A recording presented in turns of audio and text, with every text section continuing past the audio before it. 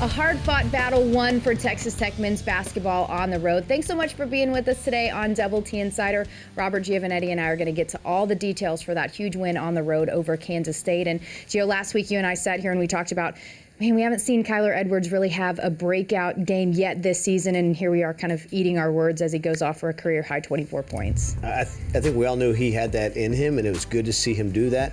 Good to see him do it on the road. You know, there's a situation where Tech was in some foul trouble, needed some big buckets, and he was able to deliver. He was also, he really got you that early burst, too.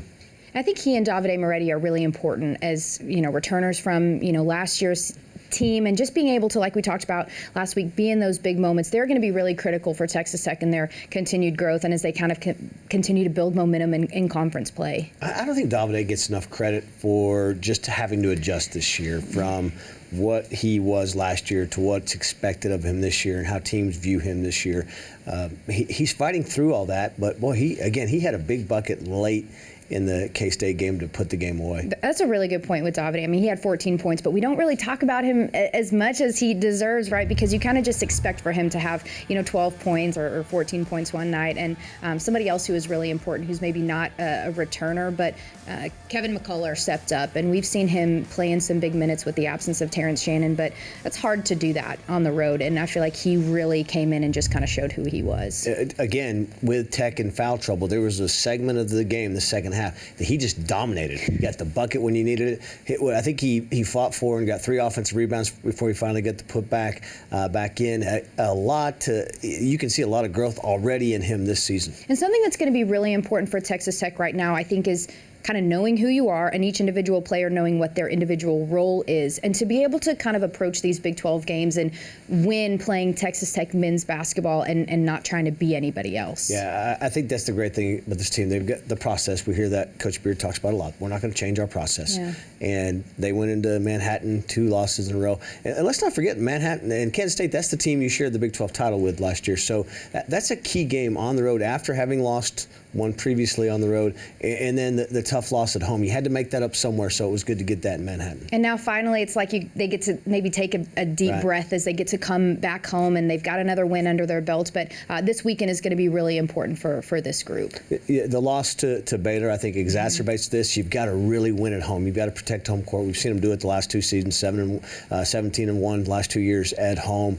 Okay, we hope you got that one out of the way with Baylor, and it starts with Iowa State on Saturday. Texas Tech women's basketball also picking up a really important Big 12 win on the road as they go up to TCU and they take one from the Horned Frogs. But that's important for this group. I mean, critically important for this group, who is, you know, they were 1-2 in conference play. But I mean, just for Coach Marlene Stallings to take her group and show them how to be able to win in these Big 12 games against a team who's been elusive in the past. You know, that was big for so many reasons. You lost that tough game against Iowa State, and we've talked about this. Iowa State played as well as any team we've ever seen. And then to go on the road and get that win against a team that had beaten Texas and Austin, TCU, that's huge for the team. And it was a homecoming game, really, too, for Sydney Goodson and for Lexi Gordon, who are both from that area. And Lexi has 15 points and 15 rebounds. But beyond that, maybe the most important part about that game for Lexi is she, in her 6th game back, right, goes for 40 full minutes and doesn't even take a breath on the bench. But she was maybe one of the most important pieces in that win over TCU. Lexi doesn't get enough credit, I don't think, because there's so much expectations and anticipation for her. She, you know, because of the UConn history, and she has to be able to be allowed to ease into her role and find where she's going to fit with this team. And she got the double-double there at TCU, and I think we all see what we can expect from her. And Alexis Tucker too. I mean, her second Big 12 Freshman of the Week award, and you talk so much about Tuck and who she's kind of been able to be, but she's somebody who is a fierce competitor, and she doesn't care necessarily about the awards. She just wants to do her role, and she wants to do it the best that she can. She plays hard. I actually kind of compared her to somebody the other day, to Jason Sasser, who played here on the men's side years ago. Coach Dickey was his coach, called him the ultimate warrior, and I see a lot of that in her. She plays really, really tough all the time. Lady Raider basketball on the road facing off against Kansas this weekend, but we're going to talk more of that huge victory over Kansas State for the men's basketball team next on Double T Insider.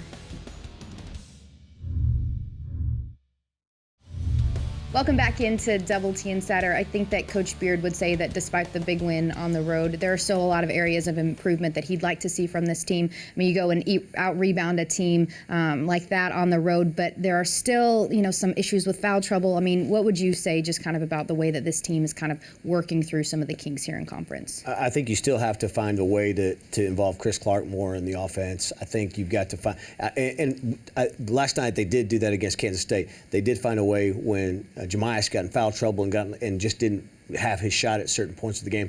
Some other guys stepped up. But you got to think about this, that they did lose a tough one at West Virginia. They were out-rebounded by both Baylor and West Virginia, but last two games, Terrence Shannon hasn't been able to play because of injury. And so, again, this is still a work in progress with this team early in conference season. And you mentioned Terrence Shannon there at the end. I mean, that's somebody who has tremendous potential in the Big 12. And he's left-handed, so if he can learn to kind of drive the ball with his right hand and be able to put up some points there, I mean, that's somebody that is going to be really, really sensational inside for Texas Tech. He's just so disruptive. He creates chaos on both ends of the floor.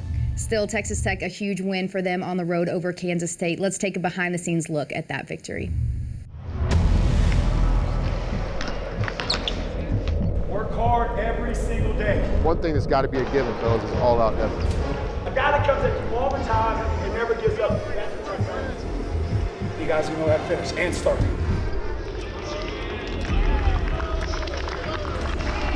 Don't save your best for last.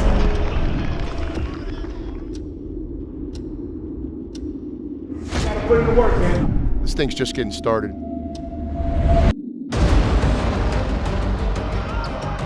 These Big 12 games are so hard to win, especially on the road. Thought our guys played really hard tonight. We played about as hard as we could in spurts of the game. No bigs inside. Moretti fouled, hitting a three, and he has a chance for a 4-point play. 7-0 run for K-State. Edwards trying to snap that, and he does with his second three-pointer. We talk a lot about March basketball. We can't win in March if we have one score. We don't really have any objective to have the leading scorer in the country. We have an objective to have 6 or 7 guys that can get double figures. To me, this is how you win in the Big 12. Long pass, Clark. Beautiful pass. Ramsey finishes. Man, was that fantastic from Clark to Ramsey. Ramsey trying to get past Gordon. He does so and lays it in. Ramsey three. Clark skying for the rebound. Goes back up and scores and puts Texas Tech back in front. Wide open three from Moretti. It's hit. McCullough back up and one. McCullough. A third try. Got it. Proud of our grit tonight. We were tough. It's hard to win on the road in the Big 12. Saturday, though, poses a really good opportunity for maybe some validation for Texas Tech right now. Finally, the students will be back, so I think you can establish yourself on your home court. I do think now you've got a little stretch here where you can breathe a little bit. You got past Baylor and West Virginia. And you're right. It does give them a chance to take a step forward. How about a halftime performance, too, from your guy, Vanilla Ice? Vanilla Ice, I'm going to pull up my Vanilla Ice cassette, listen to it in my car on the way over, and Vanilla Ice performing at halftime against Iowa State. I love it. Ticket information is available at texastech.com. Don't go anywhere. We'll be right back on Double T Insider.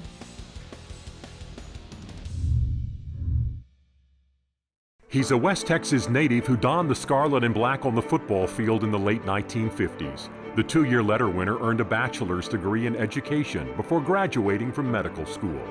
As an orthopedic surgeon, he served the Amarillo community for nearly 3 decades, never forgetting his ties to Texas Tech. He's been a member of the Board of Regents and the Chancellor's Council. But Dr. Bob Stafford's proudest achievement is family. These are the real people of Texas Tech. Welcome back into Double T Insider, just a few short days away from the start of the NCAA indoor track and field season, and I'm so excited to be joined here on set by Jumps coach James Thomas. Coach, welcome to the studio. I appreciate it. I feel special. I get to grace the stage one time. Well, you are special, and so is your group, off a dominating Big 12 indoor championship last year for the men, and just incredible growth on the women's side. Now that you approach week one, as you are able to host the Corky Classic, you're able to stay here at home. What's the most important thing that you need to see from your group? Man, this is the time of year for I think for all of us, we just want to see people go out there and compete. They've been competing against each other all fall. We're a competitive group. They get after it all the time. So I think they're ready to go see if they can beat up on somebody else for the first time. And so you just want to see how people get out there, see what they're capable of. For new people, see how they compete, how they handle the pressure, what new quirks come out once you start getting under the bright lights, and get ready for a short indoor season to kind of qualify, get to the NCAA meeting, and go make a good run at this thing. And you're obviously able to open up here at home, like we said, but you're going to spend almost every single weekend in your own SBC. I mean, I know that this is one of the fastest facilities in the entire country. How exciting is it? I mean, how much can your group learn from being able to compete week after week against, really good teams that you're going to be hosting throughout this indoor season? The biggest thing we always look for in this track world indoor season, we want great competition, we want great venues, and the fact that we have the best venue, in my opinion, especially in my event area, I wouldn't want to go anywhere else. And then you get to bring pretty much all of the top 10, top 25 in the country at some point to come to your track. I mean, we're really getting everything we need out of this. And on the women's side, Coach Kitley was in here last week and he talked about how this is really a mature group, a senior group, and you're bringing back some, athletes that have been hurt the last year, and they come back with a lot of experience. Kaylee Hinton is one of them. Zoo is another one. But when you look at this group, what's maybe the most exciting thing that you just want for them to be able to kind of cut loose and sort of prove and validate who they are? We've been talking about the women's group for a while. I know the men had their shine, but we've been talking about the growth of this women's group. I know Coach Kitley mentioned that. We've been excited in our own staff and meetings and recruiting and just energy. But I mean, I think we have an opportunity to finally have some of that junior and senior leadership now on the women's side. Some people that are out last year, redshirted, injured, but overall just a lot of just depth and strength when it comes to experience and then ability. And so that's going to be kind of fun because anytime you have that, you're going to see that kind of just make everybody else's level rise and step up to the plate and really be able to compete at a high level. And on the men's side too, you talk about high level, being able to compete at, against some of the most elite athletes and the most elite programs in the country. Several men are returning and they have an opportunity to be able to further propel this men's program. What are you looking forward to seeing in some of your male athletes? I mean, it's one of those years when you have a senior rise up or a junior, and we have a Justin Hall who's been doing this thing since a freshman year, and now his chance to really take the reins and lead this young group, talented group, but young group, and now it's going to be his opportunity to really step up and be the Charles or the O'Dane or the things like that. And so I'm excited for that. I want to see how people really step up to that. But other than that, it's always fun to mix some talent to seniors and juniors with some brand new freshmen. And so I just kind of sit back and can't wait to watch it. You had mentioned Charles and O'Dane there. Those are some guys who have, in some ways, after they finished, they sort of stuck around and they were able to kind of work and get to know some of those younger athletes that you talked about. What are the benefits that come from that, being able to have somebody like O'Dane who's, obviously going to go on and have a really successful professional career? I mean, it means the world. In our track program, and a lot of track programs, a lot of post-collegiates, they stay kind of within that system. There's not just a draft or someplace they run to. And so we have a group of about 6 or 7 post-collegiate, all Texas Tech jumpers between the high jump, Trey Charles, Bradley Atkins, and O'Dane, and still Janai, who's redshirting his indoor. We have a whole group of people who are just make training that much better. So they have a group within themselves they can train, but when you have, like I said, the freshman walking in the door and you have a couple 26 and a 27-footer sitting there, it helps. A couple guys that have gone 54, 55 foot, it helps. So I think that whole atmosphere creates a better just overall team atmosphere, not just in the jumps group, just everywhere. We're excited about your jumps group. We're excited about this entire season. Coach, good luck to you guys. Thank you. Stay with us. We'll be right back on Double T Insider.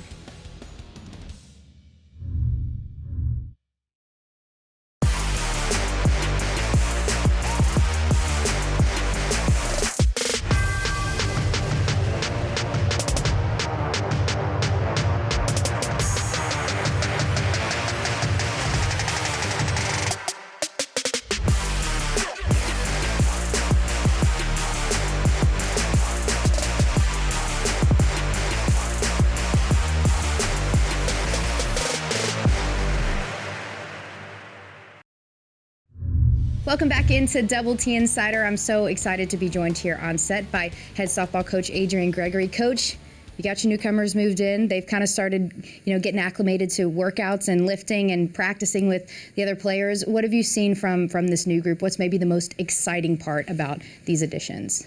Well, first off, I've been excited about this group on paper for a really long time. We knew we had gotten some big recruits in it, and they haven't disappointed. I think they've had a ton of depth. I think there's a lot of competition, and there's a good chance that 2 or 3 of them might start. So, I don't want to call out one individually or two. I think as a class, they're a really solid class, and they've just won in their life. And so to be able to bring that and this new energy, this like potent, I'm gonna destroy everyone energy. I love it. It brings a good mix to the locker room of our old experienced kids who needed maybe some new energy, some freshness. So it's a good mix. And to be able to come at a really good time too, with last year's postseason appearance, and you go, to a really tough regional at LSU, and you take them to 3 games. I mean, your group just learned so much about themselves and kind of learned about the culture of who this program is and who they're going to be. And so, when you talk about kind of adding all of them together, what's the number one thing that you and your coaches sort of pinpoint when it comes to merging those newcomers and those existing players and kind of creating that energy and as you move forward and start this season? Well, a theme that we've had is to be together. That we do need our experienced players that have been there, and there's nothing you can do to model or mimic experience. And then we need this fresh, new energy that's just so excited and giddy kind of to get on the field. So we need that mesh, and I think our training camp, we just went through that and just finished that, and I think we know our kids are together, and they know we need both. We need our older kids and Carly and Aaron, whose bodies are hurting right now, and then we have our freshmen that are like, hey, we're good, we can get it, and Carly's like, yeah, wait a little bit longer, but we need both, and we know we need both, and it's just so fun to have so many weapons. And that fall is really probably exciting for you guys as a staff to be able to get all these players in together at the same time and sort of get them in a live game situation. How critical was that, and just kind of exposing and kind of validating some of the talent that you are getting back, and then players, like you said, returning like Carly, who are already very experienced, but they're kind of working their way into maybe new roles? Yeah, I mean, our fall was good, but our training camp we just went through, we really went at them in a difficult way, and we've done a really good job of Carly and Aaron. Our older people continue to push and say, this is what it takes, and our younger kids to say, okay. And so it's been really good. I think it's been a really good time, and we have 3 more weeks until games, and it's an exciting time. We're fired up about it. I can't wait. I'm so excited for this group, Coach. Good luck this season as you got just a couple more weeks to prepare. Thank you. Stay with us. We'll be right back for more on Double T Insider.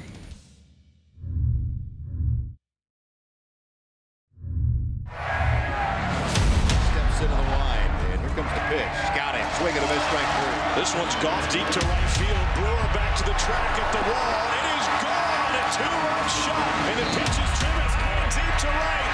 And the Railroaders have reclaimed the lead. Noisy makes the catch. And Texas Tech is the champion in the Big 12.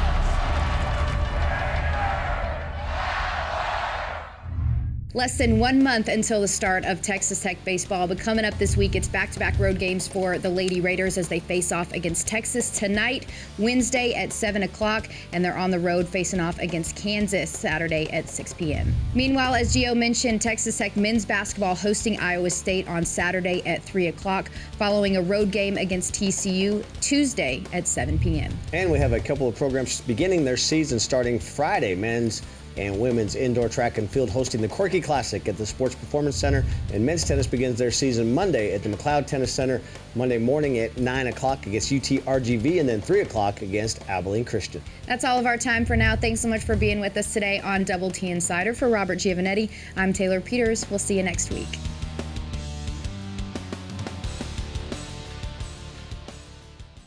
And if you missed any part of today's show, head on over to TexasTech.com or download the Texas Tech TV app on Apple TV and Roku. This has been a presentation from Learfield IMG College.